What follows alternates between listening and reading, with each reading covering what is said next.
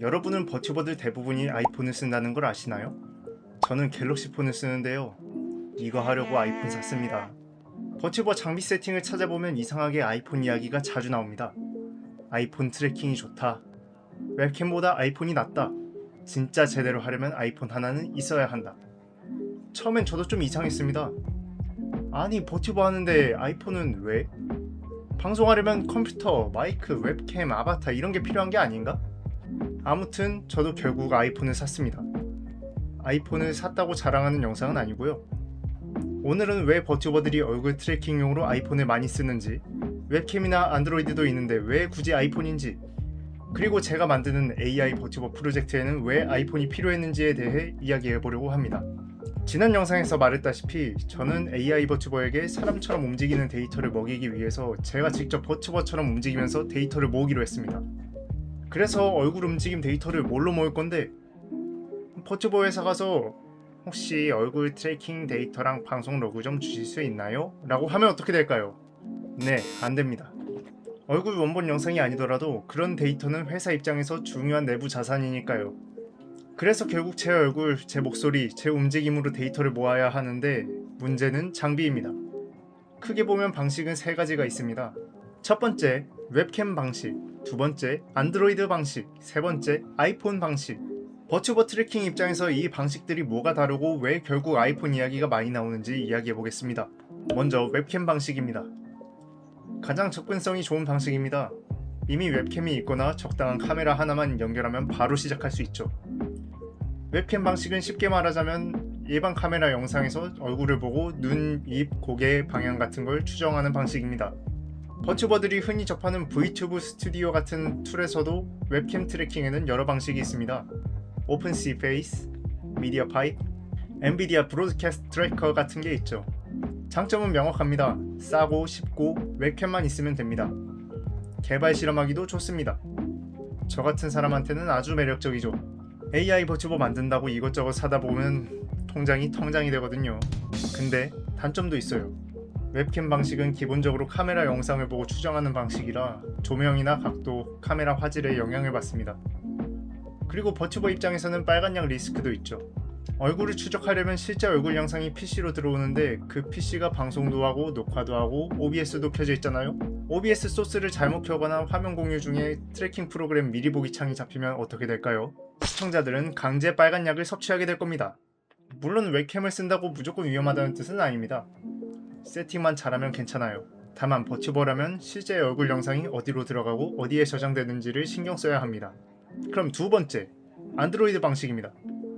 안드로이드에도 AR 기술이 있습니다. 대표적으로는 AR 코어가 있죠. AR 코어는 구글이 만든 안드로이드 쪽 AR 플랫폼입니다. 현실 화면 위에 가상의 물체를 올리는 기술이죠. 가장 이해하기 쉬운 예시는 포켓몬고 같은 거예요. AR 코어는 한마디로 말하자면 안드로이드 폰이 현실 공간을 이해하고 그 위에 가상 물체를 올리기 위한 AR 플랫폼에 가깝습니다. 맞습니다. 안드로이드도 돼요.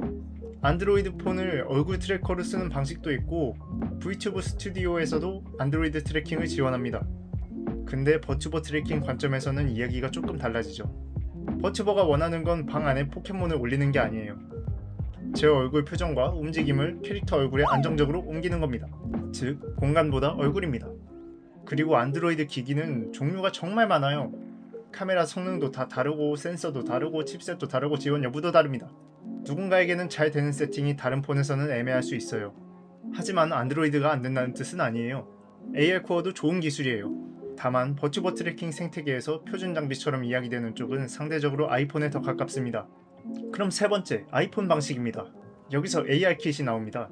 AR 킷은 애플이 만든 아이폰, 아이패드 쪽 AR 플랫폼입니다. AR 킷도 AR 코어처럼 공간 AR에 쓰입니다. 얼굴만 트래킹하는 기술은 아니라는 거죠. 하지만 여기서 버튜버들에게 가장 중요한 기술이 특화되어 있어요. 페이스 트래킹, 얼굴 트래킹입니다. 아이폰에는 페이스 아이디에 쓰이는 트루 뎁스 카메라가 들어간 모델들이 있습니다. 이걸 이용해서 얼굴의 움직임과 표정을 꽤나 정교하게 잡아낼 수 있죠. 쉽게 말하자면 아이폰의 미모지나 애니모지 같은 겁니다. 내가 입을 벌리면 캐릭터도 입을 벌리고 눈을 깜빡이면 캐릭터도 눈을 깜빡이고 고개를 돌리면 캐릭터도 같이 움직입니다. 버튜버도 원리는 비슷해요. 다만 미모지는 귀엽게 몇 초 보내는 기능이고 버튜버는 이걸 방송 내내 해야 합니다. 여기서 중요한 차이가 나오죠. 버튜버에게 필요한 건 단순히 얼굴이 있다를 아는 게 아니에요. 얼굴이 어떻게 움직이는지에 대한 값들이 필요합니다. 그리고 그 값들이 캐릭터의 눈, 입, 고개, 표정 등 파라미터로 들어가야 합니다. 그래야 라이브 2D나 3D 모델이 움직이거든요. 이런 값들이 계속 안정적으로 들어와야 캐릭터가 살아있는 것처럼 보입니다. 그래서 아이폰은 버튜버 입장에서 그냥 폰이 아니에요. 얼굴 트래킹 장비입니다. 그럼 왜 많은 버튜버들이 아이폰을 쓰냐?